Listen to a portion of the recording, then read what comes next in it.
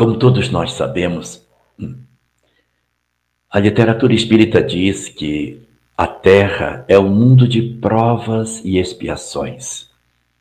E quando se fala isso, nós temos uma perspectiva de que as nossas vidas se resumem somente a essas duas experiências. Ou nós estamos vivendo provas, ou nós estamos vivendo expiações.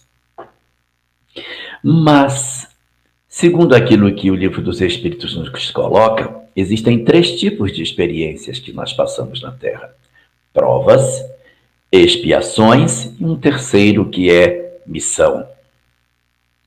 Sem dúvida nenhuma, a maior parte do nosso planejamento espiritual não é a missão. A maior parte do nosso planejamento, indiscutivelmente, são provas e são expiações. Mas todas as vezes que nós recebemos a responsabilidade de fazer algo para servir de exemplo para alguém, cuidar de alguém ou de algo, e que nós fazemos isso por amor, cuidarmos da nossa profissão por amor, cuidarmos do meio ambiente por amor, cuidarmos de animais e plantas por amor e cuidarmos de pessoas por amor, isso, na verdade, já decorre de um longo processo de amadurecimento de sentimentos das nossas almas. Então, quando nós estamos vivendo essas experiências e que o amor é o que nos move nessa direção, nós podemos dizer que não estamos experimentando nessa hora uma situação de prova ou uma situação de expiação. Nessa janela de tempo, nós estaríamos exercendo em nós o germe das possibilidades de executarmos na Terra as tarefas de missão. Missão, sim. Nós também temos a possibilidade de executar algumas coisas de missão. E isso está expresso em O Livro dos Espíritos, nas questões 582 e 583 da obra, aonde Allan Kardec pergunta aos espíritos sobre a missão da maternidade e da paternidade. Quando nós recebemos essa responsabilidade de tutelarmos alguém no curso da existência, exercendo o papel de sermos pai ou mãe dessas criaturas que chegam até nós pela condição de filhos, se o que nos move é um sentimento de amor, nós estamos exercendo nessas circunstâncias uma face muito importante do nosso processo evolutivo, o desenvolvimento do amor e o despertar das características das tarefas de missão dentro das nossas almas frágeis, pequenas, ainda com tantas dificuldades, mas com vários acenos no sentido do progresso, para que nós percebamos a majestade da vida e as grandes possibilidades de afeto que nós já possuímos dentro dos nossos corações. Hoje, portanto, nós vamos falar especificamente disso, da presença daqueles que renascem no nosso lar na condição de filhos. E para isso, nós precisamos levantar o véu da existência e enxergar não somente aquele momento que nós achamos que é o começo de tudo, que seria o nascimento das crianças que vêm para o nosso lar. Não. O processo de vinculação dos espíritos está muito antes do nascimento de quem quer que seja, porque por sermos almas imortais e que já possuímos diversas existências, os vínculos espirituais que nos ligam àqueles que são apresentados para nós na condição de filhos são, na verdade, espíritos que devem ter, muito provavelmente, vinculações mais profundas conosco do que nós imaginamos. Na leitura que o Espiritismo diz, existem basicamente 3 razões pelas quais os filhos renascem no nosso lar. Uma delas são os laços de afeto. Tínhamos amores no passado, amávamos alguém, e esse vínculo de amor trouxe determinadas criaturas que nós amamos para que elas viessem compor a nossa equipe doméstica na condição de filhos. São os filhos amados, os filhos que nos enchem o coração de sentimentos muito positivos quando estamos na presença deles, aqueles que os nossos olhos se enternecem quando nós olhamos, que nós nos derretemos quando assistimos eles no berço, que fazemos tudo o que podemos por eles, porque existe um sentimento indescritível, acima da razão humana, que nos faz buscar exatamente a condição de sermos capazes de exercitar o amor espiritual, o amor com as raias do divino na relação das nossas condições humanas num planeta cheio de tantas dificuldades. São os laços de afeto, portanto, que constituem para nós os primeiros vínculos que nós temos com aqueles a quem amamos e que constituirão, no curso das nossas existências, relações extremamente positivas e muito interessantes no desenvolvimento das nossas vidas. Mas existe um segundo tipo de laço, que são os laços que são chamados de laços da natureza das provas. O laço das naturezas das provas são laços muito típicos, mais para espíritos do início da sua evolução. Na condição atual que nós estamos, a probabilidade de você receber um espírito estranho no seu lar é pequena, porque nós já tivemos tantas existências que é pouco provável que o espírito que renasça no nosso lar não tenha vindo de vínculos anteriores, de laços espirituais que são anteriores ao próprio renascimento nosso e que, portanto, faz com que esses espíritos estejam conosco. Mas pela natureza da prova, são espíritos que renascem conosco sem que eles sejam necessariamente vinculados à nossa história. São espíritos estranhos a nós, mas que se vinculam pelas características das provas que nós iremos passar. Uma prova da pobreza, uma prova de viver num lugar muito remoto, a prova de viver uma condição de uma determinada doença e que a gente se predispôs a acolher espíritos nessa condição, pode significar, de repente, que algumas pessoas, alguns espíritos, renasçam nos nossos lares na condição da chamada natureza das provas. Não tem vínculos anteriores. Mas, como eu disse, à medida que a evolução vai acontecendo, essa probabilidade ela vai caindo em virtude de sermos almas multimilenares e já termos muitos vínculos para que o espírito estranho venha aportar no nosso lar. E há um terceiro tipo de vínculo que nos interessa mais de perto hoje, particularmente, que são os laços vinculados a nós pelo desafeto. Espíritos que eram desafeto do ontem e que, de alguma forma, renascem dentro das nossas casas, na condição que nós imaginamos que nós deveríamos ter. E esses espíritos vêm não de um laço do amor do passado, mas de um laço de desamor. Nós sentimos, na verdade, uma dificuldade de relacionamento com eles. Há uma série de dramas que a gente pode viver em função desses espíritos. E é por isso que hoje, abrindo esse véu que se esconde para atrás do nascimento, nós vamos apresentar o que o Espiritismo nos fala sobre essas diversas circunstâncias, trançando esses casos pelas diversas possibilidades que os filhos apresentam nas circunstâncias do nosso renascimento. Vamos começar, então, a analisar todas essas questões. Diz-nos a doutrina espírita que antes de nós renascermos, nós já desenhamos as partes mais importantes da nossa existência.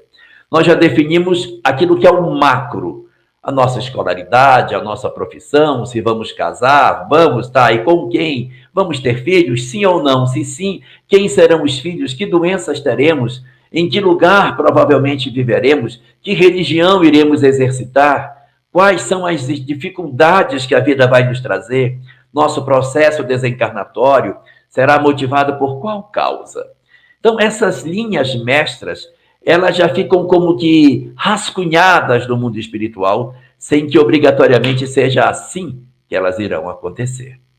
Mas há um planejamento para que determinadas entidades renasçam na nossa família na condição de filhos. Eles vão aportar no nosso lar de duas formas diferentes. Ou eles virão pelo modelo natural biológico renascendo nos nossos lares, ou eles poderão vir pela via da adoção. Independente deles virem pela via natural ou pela via da adoção, o Espiritismo não os considera de maneira distinta, porque todos nós somos filhos adotivos. Se nós considerarmos que somos almas imortais e que os nossos pais, na verdade, não são nossos pais, são nossos companheiros, são nossos irmãos, o nosso verdadeiro pai, então, é Deus. Consequentemente, por conta dessa lógica, nós sempre somos adotados. Ou somos adotados depois de nascidos, ou somos adotados na hora da concepção. Mas há um momento em que aqueles que exercerão a função de pai e de mãe para as nossas vidas, eles avalizam a possibilidade do nosso renascimento. Então, nós vamos encontrar nessas circunstâncias uma percepção de que não há diferença na visão do Espiritismo se o filho nasceu do nosso ventre ou não nasceu.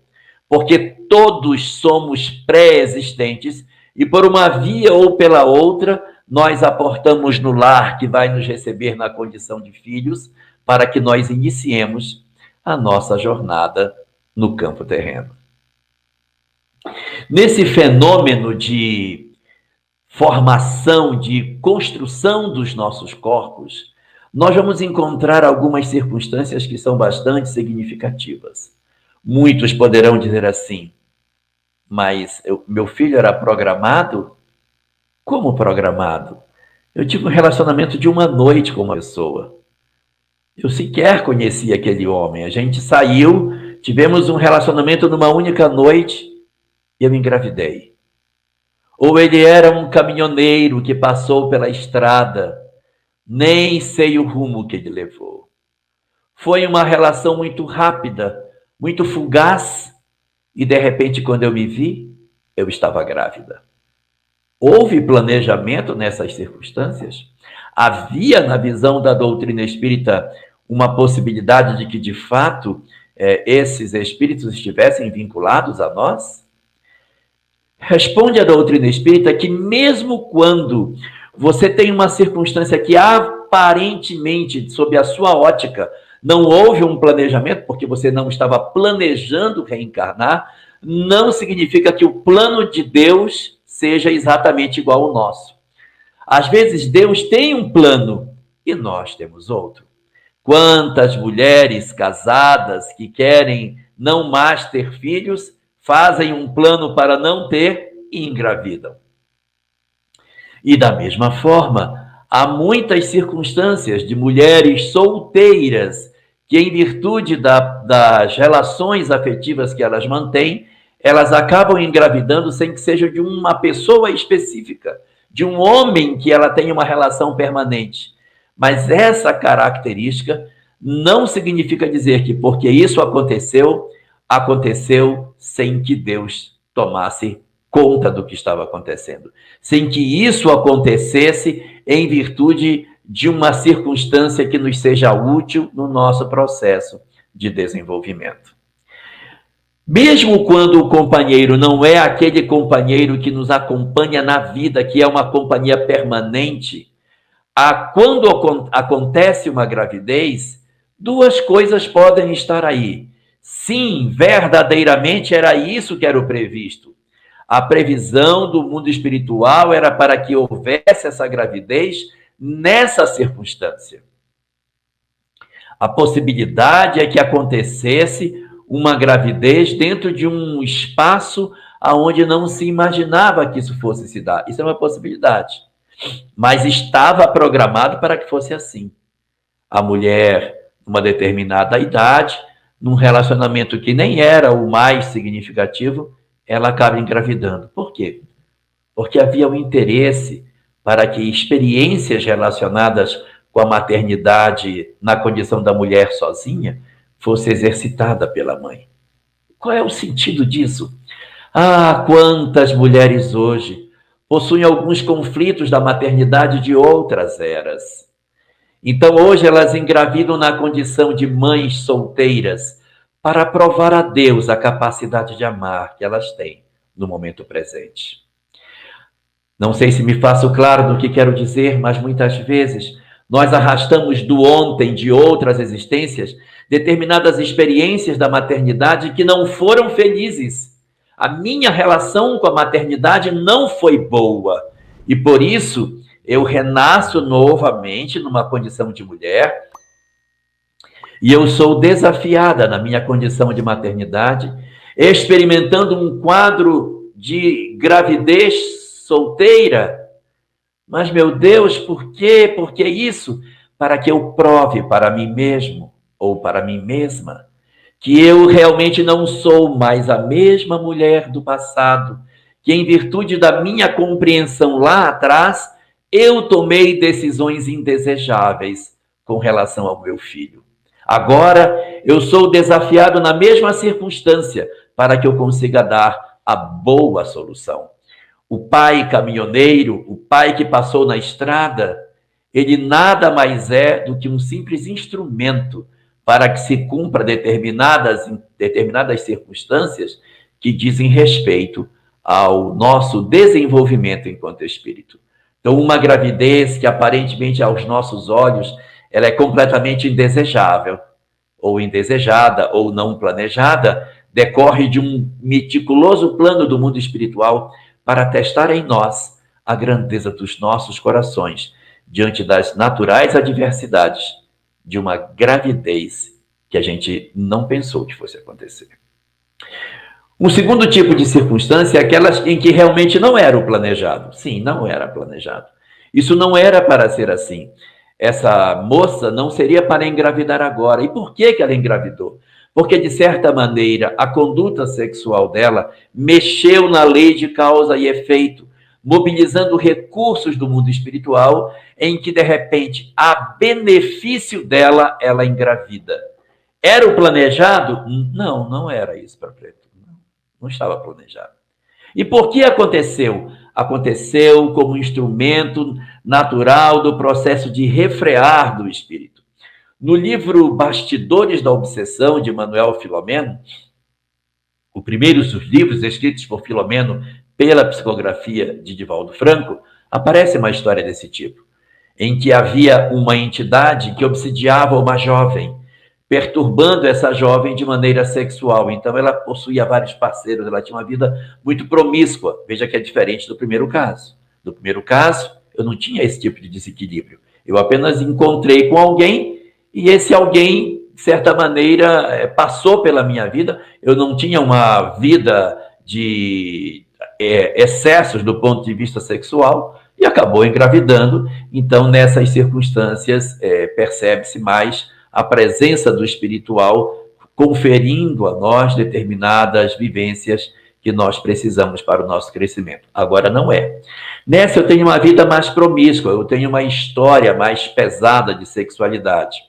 E aí conta na narrativa do livro que os mentores, a benefício da moça, promovem a reencarnação dela levando o próprio obsessor que não se dá conta, e quando ele se percebe, ele está entrando em processo reencarnatório para terminar de perturbar a moça, para ele não perturbá-la mais. Porque enquanto ele está no mundo espiritual, ele a perturba e a estimula a prática sexual desequilibrada. Então, o que os mentores fazem? Reencarnam o obsessor por ela. Então, retira a pressão espiritual que ela estaria sentindo pela presença desse companheiro. Então, ela vai engravidar por conta das circunstâncias da própria vida que ela teve. Era o planejado? Não, mas é a estratégia para reduzir a perturbação. Manuel Filomeno, na obra, chega até a dizer que, muitas vezes, a psicologia diz que a liberação sexual ajuda a pessoa a poder fazer uma condição de melhor equilíbrio da vida, ou acerena as emoções quando a mulher engravida. Sim, é o próprio obsessor que engravida, está vindo do processo reencarnatório, então diminui a pressão espiritual que essa mulher está sofrendo.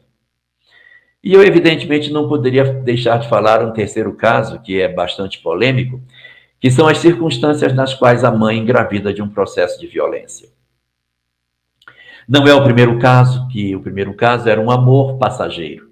Não é o segundo caso, que é fruto de uma promiscuidade. O terceiro caso é o fruto da violência, da agressão, de alguém que a força toma alguém na sua posse sexual e essa mulher engravida por esse lado. O que diz a doutrina espírita nessas circunstâncias? A doutrina espírita diz que, mesmo nas condições de ser uma gravidez fruto de uma violência, de uma agressão, nem nestes casos se justifica a questão do abortamento. Muitos certamente dirão, mas a moça vai ficar com trauma. Toda vez que ela olhar para aquela criança, ela vai lembrar do ocorrido, ela não vai conseguir amar esse menino, porque esse menino é filho de um criminoso. O menino pode ser realmente filho de um criminoso, mas ele é metade do criminoso e metade dela. Ela só olha a metade do criminoso, mas não olha a metade dela. Então, o mais indicado nessas circunstâncias é o não abortamento. Que a gente não faça isso e procure, tanto quanto seja possível, trabalhar as emoções para vencer isso. É uma prova fácil? Não. É uma prova muito amarga. É uma prova muito difícil, que vai exigir de nós um esforço imenso nesse sentido. Mas a gente precisa fazer o trabalho de conseguir superar essas nossas fragilidades. E, ao mesmo tempo, a gente tem que considerar assim, mas se ela abortar, vai ser bom, porque aí ela tira isso da cabeça dela e ela fica bem, acaba com esse sofrimento. Não é isso que se observa no curso do tempo. O processo do abortamento, mesmo nessas circunstâncias, ele tem uma tendência de levar a mulher a uma sensação de alívio naquele momento. Mas a partir do momento que o tempo vai passando, à medida que o tempo passa, ela vai sentindo umas ondas de tristeza, de angústia em função do ato cometido. E isso pode levar a uma ampliação significativa dos índices de depressão, de suicídio, de infelicidade no futuro. Então, a benefício dela, a melhor estratégia seria o não abortamento. E para aqueles casos em que se diga, mas eu não consigo, eu não suporto. A ideia, eu não consigo admitir que eu vá ter um filho dentro de casa nessas circunstâncias. Então, para os casos que não tiver jeito, você tem a criança e entrega para adoção. Mas eu vou entregar um filho meu para adoção? Ele é meu filho, mas você estava querendo tirar ele. Então, é melhor então que você doe, confira vida a ele e ele segue para uma família que possa adotá-lo. Já que você não tem capacidade, e a gente entende, porque os traumas de cada um são os traumas de cada um, não tem estrutura para suportar criar uma criança fruto de um processo de violência, então a gente termina a gestação, repassa para adoção, justifica para assistente social que a gente não tem estrutura, o acompanhamento psicológico não funciona, então a criança segue, mas segue com vida nessas circunstâncias. Então, para a leitura que o Espiritismo nos apresenta, o processo de surgimento de uma encarnação, ele pode ser planejado perfeitamente, sonhado, querido, e aí vai acontecer o que é o previsto, e ele pode ser um planejado pelo mundo espiritual, mas não planejado por nós, que são aquelas circunstâncias de relações fortuitas que de uma hora para outra surge. Eu não esperava, mas o mundo espiritual estava querendo que acontecesse. A terceira circunstância são os filhos fruto da promiscuidade, que não são necessariamente programados, mas acaba se aproveitando essa janela para que, através desse instrumento, haja um refrear da lascividade das pessoas e a redescoberta dos propósitos superiores da sexualidade. E, como última circunstância, essa relativa ao fenômeno da agressão, da violência, em que a doutrina espírita considera que o abortamento não seja a melhor opção e, nos casos que não tenha jeito, que a gente faça a entrega da criança para a adoção. Passado essa discussão sobre a questão do processo do planejamento reencarnatório, nós temos o início da gestação. E diz-nos a doutrina espírita que à medida que o tempo vai passando, o espírito vai então se enraizando no corpo. Nós vamos então, à medida que a nossa gestação foi acontecendo, nos aproximando daquele material genético que nos era oferecido, modelando em cima dele as características que nós possuíamos. Nós juntávamos duas grandes componentes. Uma componente, o material genético dos nossos pais. A outra componente, a minha herança espiritual.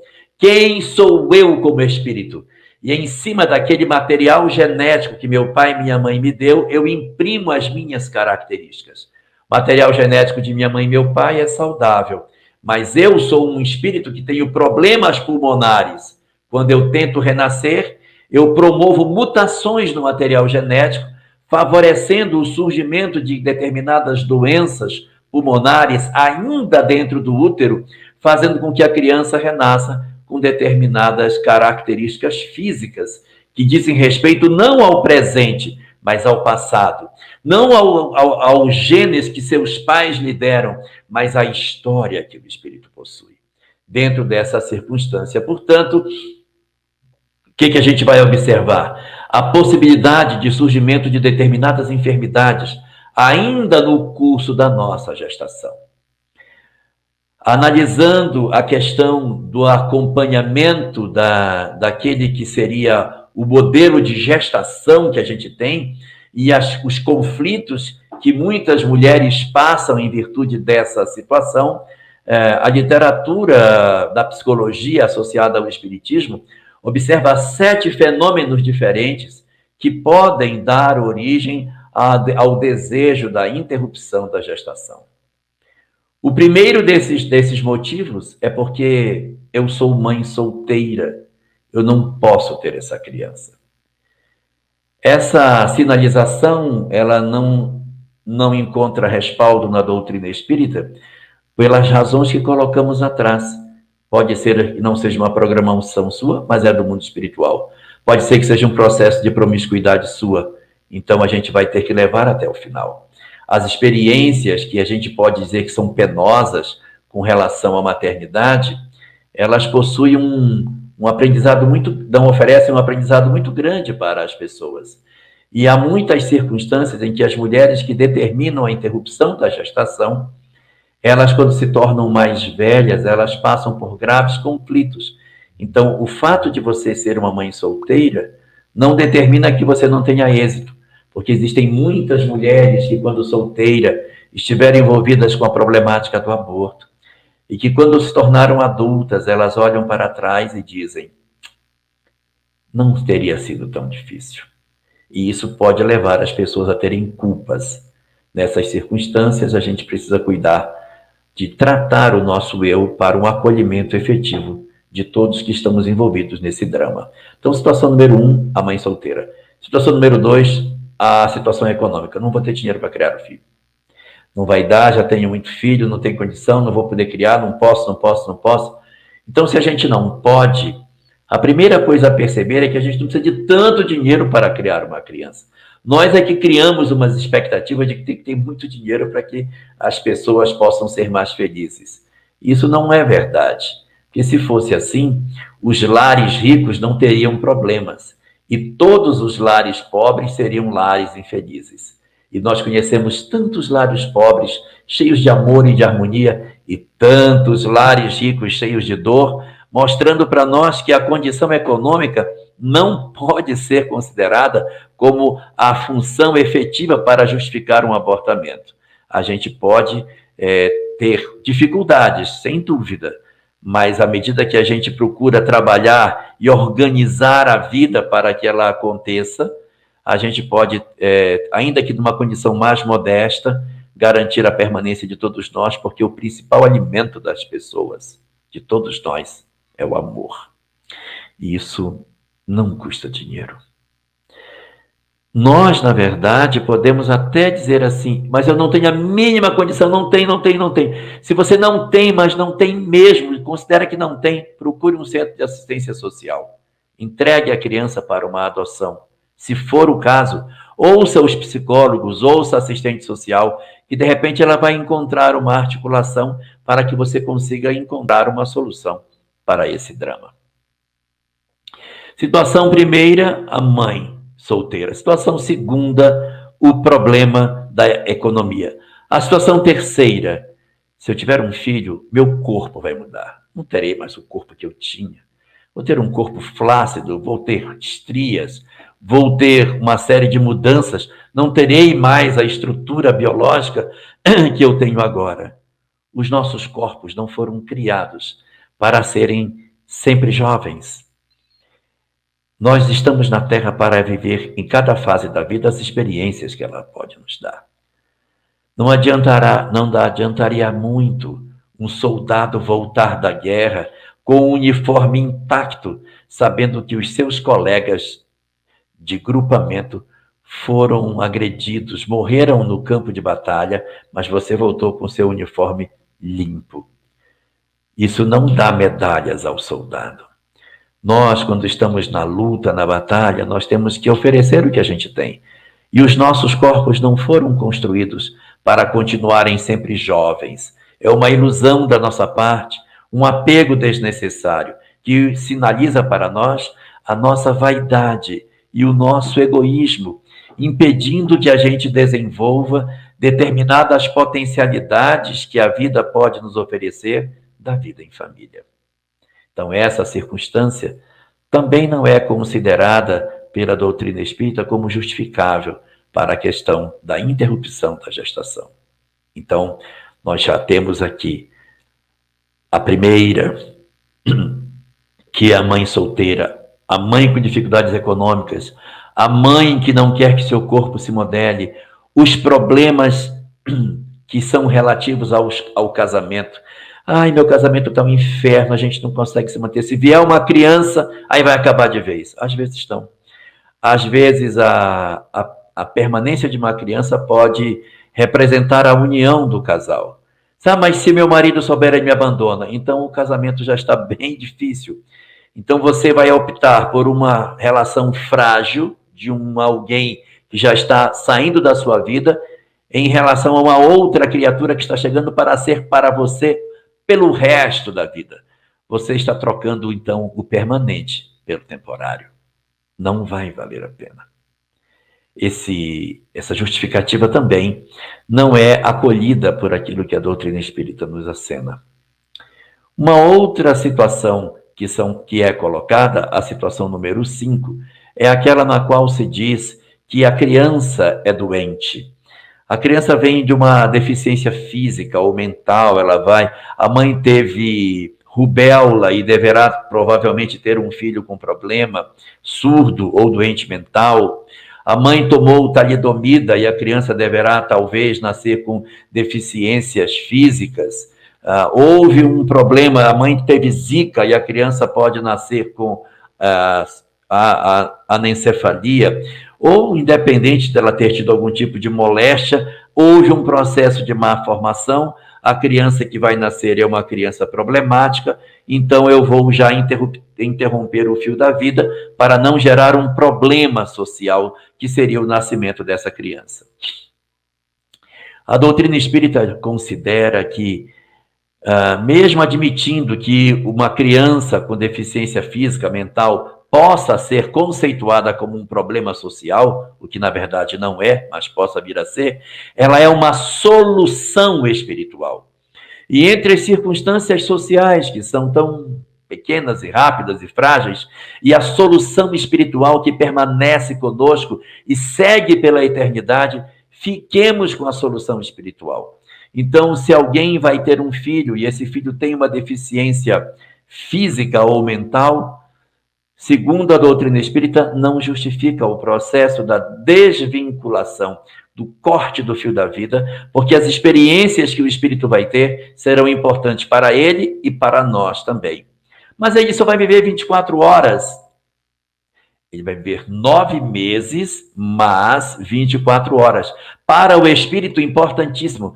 Para nós, importantíssimo tomar a decisão de continuidade da vida ou não desse espírito. Isso é muito importante para o fenômeno de desenvolvimento das nossas vidas. Por isso, nós temos que considerar que, mesmo nas circunstâncias de uma deficiência física ou mental, haverá um aprendizado muito importante para o espírito. Haverá um aprendizado também pela possibilidade de deixar no corpo físico parte das imperfeições que a gente possui. E por esse motivo, o chamado aborto eugênico, que é aquele que se comete quando a criança tem algum tipo de mazela física ou mazela espiritual, mental, não se coaduna com o que o Espiritismo diz. A sexta razão, nós já conversamos lá atrás, que era a questão da violência. E a sétima, é a única que o Espiritismo adota como razoável, é quando a vida da mãe corre perigo. Se você tem uma mulher que está grávida e ela, de repente, pode perder a criança, ou melhor, ela está em risco de vida e ela pode, ao desencarnar, a criança morrer, o que você faz? Opta pela vida da mãe, opta pela vida da criança. Então, nessas circunstâncias, é indicado que a gente sempre faça a opção pela vida que já está formada do que pela vida que está em formação. Mas mesmo nessa hipótese, a legislação brasileira estabelece que 3 médicos têm que dar o aval para que isso aconteça. Isso não é feito por um médico só e precisa ter a aquiescência da mãe, porque pode ser que ela diga, não, eu quero continuar, eu quero ter meu filho, mesmo que eu corra risco de morte. Então, quando isso acontece, nós temos que respeitar a decisão da pessoa, mas nessa possibilidade é que o Espiritismo considera que é razoável que se faça a interrupção da vida da criança para a manutenção da vida da mãe, que inclusive pode mais à frente ter outros filhos, dando continuidade ao seu desejo de maternidade. A partir do momento que essas circunstâncias se fazem, a gestação avança e as crianças nascem. Nós recebemos os nossos filhos no nosso lar. Adotados ou nascidos do ventre, eles chegam em casa. Nós olhamos para o berço e enxergamos naqueles seres pequenos como se eles fossem indefesos, frágeis indivíduos que estão começando agora. É um ledo engano. São almas multimilenares. Nenhum deles reencarnou por ser um anjo. Todos possuem mazelas morais, por isso precisaram do renascimento. Eles vêm para a Terra porque necessitam aprimorar suas condições espirituais. Alguns trazem conflitos muito profundos, outros conflitos mais fáceis de resolver. Alguns vêm de laços de desamor muito grandes do passado, outros vêm de laços de amor muito grande do passado.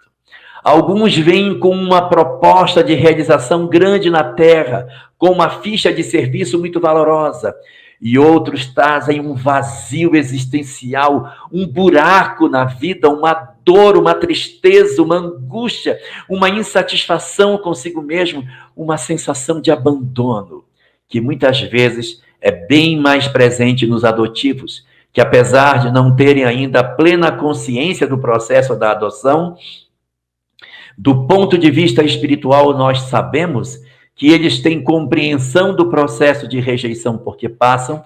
Então, muitas dessas crianças que vêm pela vida via da adoção possuem um vazio tão grande pela sensação do desamor, que elas não sabem verbalizar, mas está no íntimo de cada uma delas a sensação de que, por algum motivo, alguém as abandonou. Isso não é uma condição imperiosa, porque existem muitos adotivos que não possuem esse problema. Como também nós temos pessoas que nascem do ventre e que nascem com a sensação do abandono.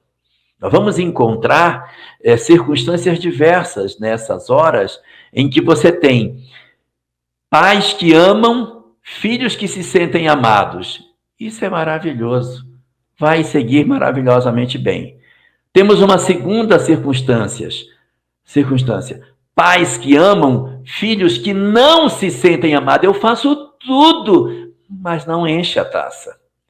Continua depressivo, continua se sentindo abandonado, continua procurando uma vida de desequilíbrios na tentativa de compensar um abandono que nem sequer existe. Nem sequer existe. Então, eles se tornam rebeldes, se tornam filhos difíceis. Por quê? Porque você mesmo entregando amor, parece que existe uma blindagem desse afeto e eles continuam sempre frágeis. Uma terceira circunstância são os pais que não entregam amor para filhos que se sentem amados. Como que eles podem se sentir amados se não recebem amor?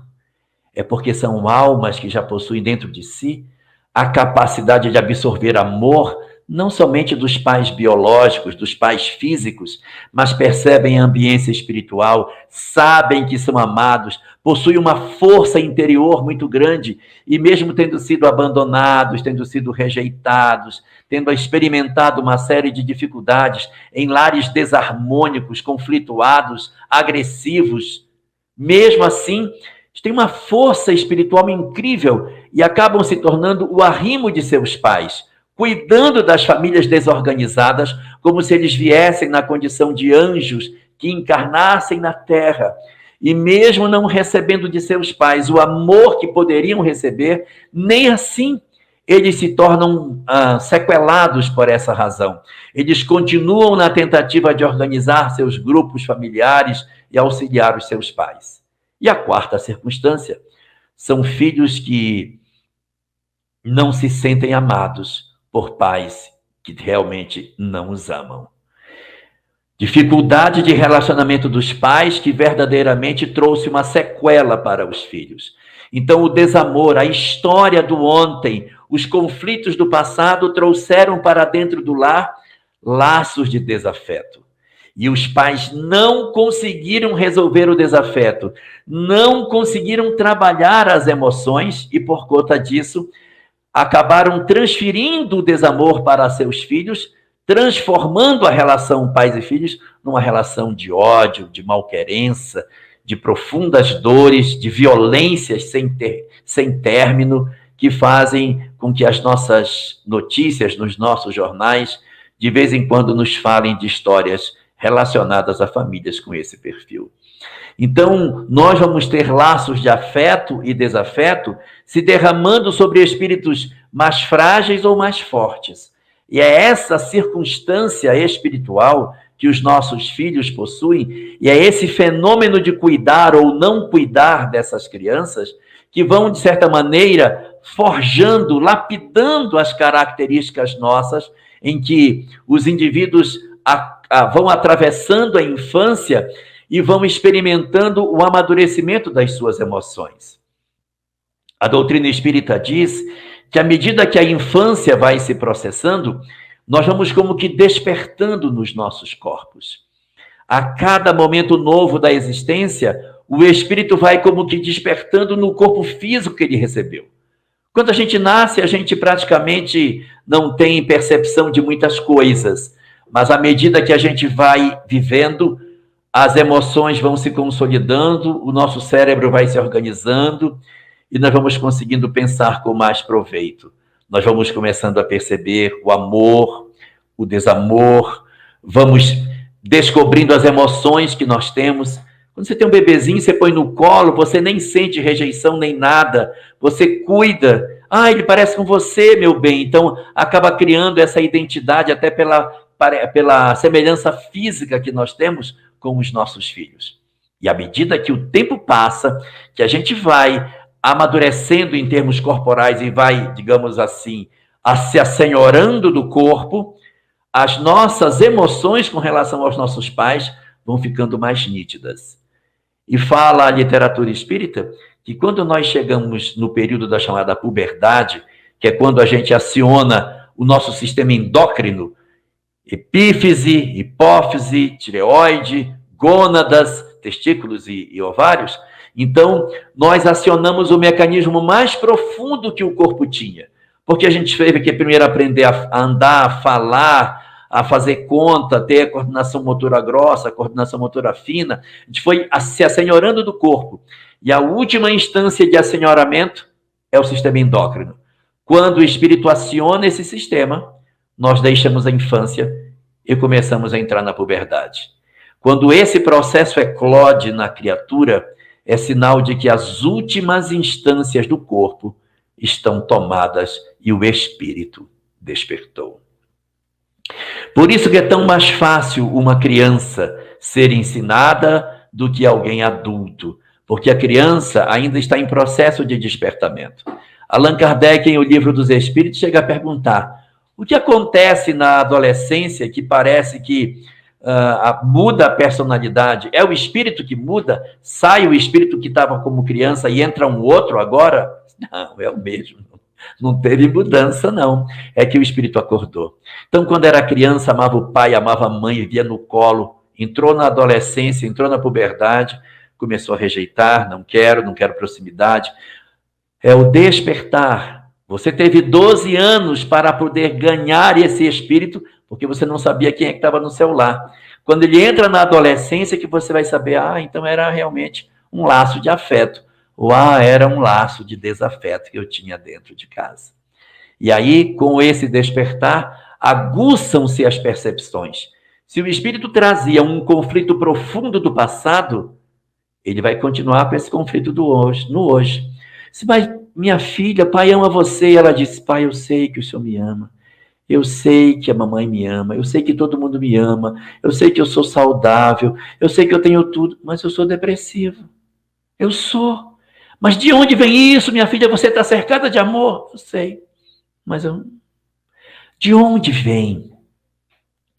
Nossos filhos são espíritos. Trazem histórias profundas, mal resolvidas. E muitas vezes, diante dos conflitos que a gente traz e que não lembra de maneira clara, mas que nos incomodam, muitos de nós implodimos e nos tornamos depressivos. Enquanto que outros, que trazem graves conflitos do passado, histórias mal resolvidas do ontem, histórias de violência, de desamor, de paixões por causas indesejáveis, hoje eles renascem e trazem os conflitos de tudo isso. E ao invés de fazerem um processo de implosão, eles fazem um processo de explosão. E eles se voltam para o vício, para o crime, violência, drogas. Por quê, meu Deus? Se eu amo tanto, o que foi, meu filho? Você ofereceu o que você pôde, mas ele não nasceu quando ele veio para o seu lar. Ele é uma alma muito mais antiga e o seu pai é Deus. E nós temos que fazer o trabalho de efetivamente compreendermos isso para que a gente consiga ajudá-los nessas circunstâncias. E só para encerrar a minha fala, eu quero dizer que o nosso papel como pai é exatamente esse, de auxiliar para que eles não se percam pelo caminho. Mas não é para impedi-los de errar. Porque cada espírito responde por si próprio. Os nossos filhos não são nossas propriedades. Eles possuem uma história espiritual diferente da nossa. Então, eles vêm à Terra para uma determinada tarefa de reerguimento espiritual. Nós, na condição de pais, temos o papel de cuidar deles. Mas esses filhos nem sempre dão ouvidos àquilo que dizemos. Nem sempre estão dispostos a seguir os aconselhamentos que lhes damos. Então, quando você aconselha, quando você faz tudo o que pode e eles enveredam pelo caminho tortuoso, a responsabilidade cabe a eles. Porque você, na condição de pai, você, na condição de mãe, ofereceu o amor que poderia oferecer. Agora, se nós, em virtude da rebeldia deles, dizemos: esse é incorrigível, isso aí, meu filho, você não presta para nada.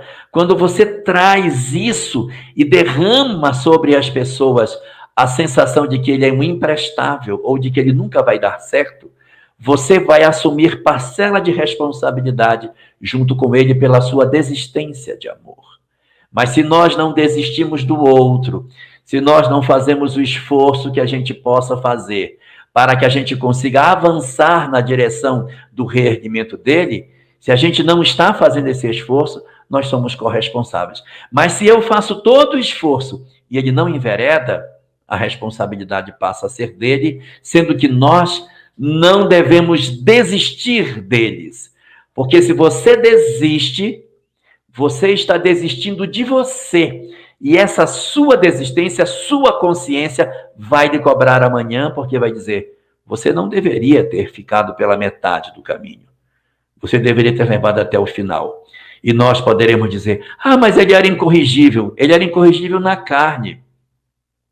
Mas quando o Espírito desencarna e que ele olha para a história do que ele recebeu, todas as lições que a família lhe ofereceu e o caminho que ele não trilhou, isso o incomoda tanto, isso faz uma pressão espiritual tão grande nele, que ele se vê necessitado de fazer uma existência para corrigir o complexo de culpa que se instala dentro dele pelo tanto de bem que recebeu e o tão pouco que ele ofereceu. Então, não desistir, mesmo dos filhos chamados incorrigíveis, é a melhor estratégia para que eles consigam avançar.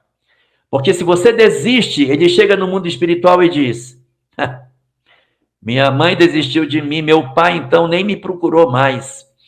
Então, é um indicativo de que, de certa maneira, nós estamos desistindo da nossa capacidade de ajudá-los. Essa circunstância, portanto, é que nos leva a perceber a grandeza das responsabilidades que estão depositadas nas nossas mãos diante da possibilidade de sermos pais e de sermos mães. Muitas são as circunstâncias que se impõem nessa questão, exigindo de nós um esforço para que a gente consiga fazer tudo o que a gente puder. E se chegar a um ponto em que o processo de sufocação for tamanho que a gente não consiga mais conviver, a melhor estratégia é não cortar o laço, não desaparecer, manter o contato, mas garantir uma distância, se assim nos for possível, para que nós tenhamos paz nas nossas vidas. Se o processo de violência, de agressão se estabeleceu, se a droga está levando todas as coisas de dentro da casa, então você se preserva no outro lugar físico, mas sem abandoná-los do ponto de vista de afeto e do ponto de vista de apoio, para que eles saibam que eles têm um lugar para procurar, se um dia eles quiserem se transformar. Mas você procura fazer uma maneira de se preservar, para que você não perca a sua sanidade ao viver num ambiente totalmente destruidor das nossas emoções. É muito importante que nós cuidemos de todas essas questões, porque a responsabilidade da condição de sermos pais ou de sermos mães são, na verdade, uma responsabilidade sublime, que está assinalada nos céus. E aqueles que conseguirem alcançar a condição de não desistirem serão marcados para as grandes vitórias. Nossas vitórias não são pelo fato de fazermos filhos doutores, mas pelo nosso poder de não desistirmos, mesmo nas condições mais adversas e amargas que a vida possa oferecer.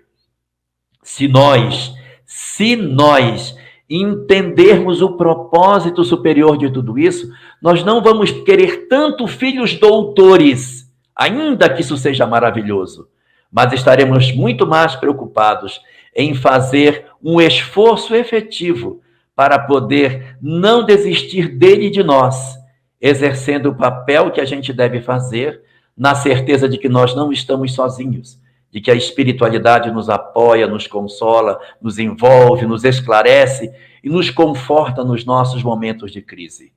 E para todos nós que estejamos cansados de tudo isso, lembremos que Deus não vai nos desamparar, que os nossos mentores estão conosco, que nós precisamos orar, nos fortalecer, buscar a proteção divina, o amparo do esclarecimento espírita e as instruções dos bons espíritos para que nos renovem as forças e nós tenhamos coragem para prosseguir.